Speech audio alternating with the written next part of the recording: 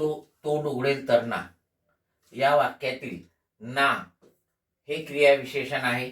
क्रियाविशेषणाचा प्रकार आपल्याला ओळखायचा आहे. डिपार्टमेंटल PSI ला विचारलेलं उदाहरण आहे. रीतिवाचक क्रियाविशेषण, निषेधार्थक क्रियाविशेषण, प्रश्नार्थक क्रियाविशेषण यापैकी कोणतेच ग्राह्य नाही.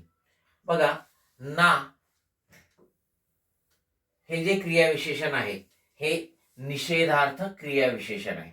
ठीक आहे. न आणि ना ही दोन क्रियाविशेषणे मित्रांनो, न आणि ना ही दोन क्रियाविशेषणं जी आहेत ही वाक्याला नकारार्थी स्वरूप प्राप्त करून देतात.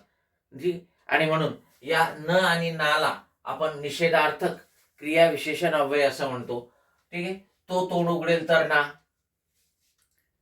सभेला नागरिक जमतील तर ना, विद्यार्थ्यांनी न चुकता अभ्यास करावा. याच्यामधले हे जे न आणि ना आहेत हे निषेधार्थक क्रियाविशेषण अव्यय आहेत. Okay, yes.